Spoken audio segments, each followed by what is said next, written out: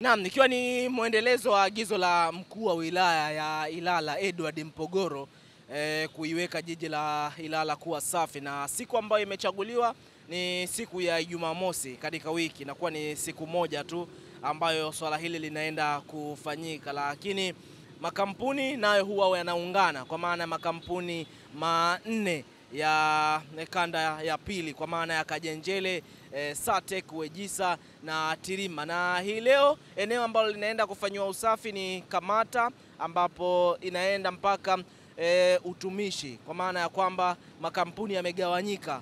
Kuna watu ambao wanatokea maeneo ya Kamata kuelekea utumishi, na kuna watu wanatokea utumishi kuja mpaka Kamata, na lengo ni kukutana katika eneo la stesheni pale, ambapo ni maeneo ya katikati ukitoka Kamata mpaka utumishi, kwa maana kwamba ndio eneo ambalo watu watakutana kwa ajili ya kulikamilisha zoezi hili ambalo ni agizo kutoka kwa mkuu wa wilaya ya Ilala Edward Mpogoro. Na kama ambavyo ilivyo, tayari shughuli hiyo imeshaanza na watu wameshaanza kutoka eneo hili la Kamata ambapo tulipo sisi kuelekea utumishi, na pia tunaambiwa kutoka utumishi kule watu tayari wameshaanza kuja huku Kamata. Kwa hiyo swala zima ni watu watakutana pale maeneo ya stesheni kwenda kulikamilisha agizo hili la mkuu wa wilaya ya Ilala, ambaye mara kwa mara amehimiza watu kuwa na kufanya usafi, na usafi una mambo mengi. Usafi ni afya,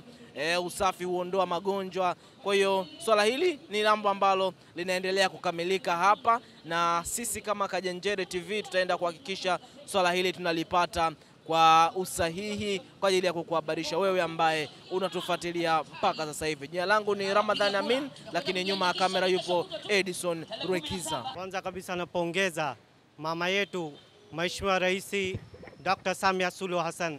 Anahamasisha swala ya usafi. Nani kama Samia? Samia mitano tena.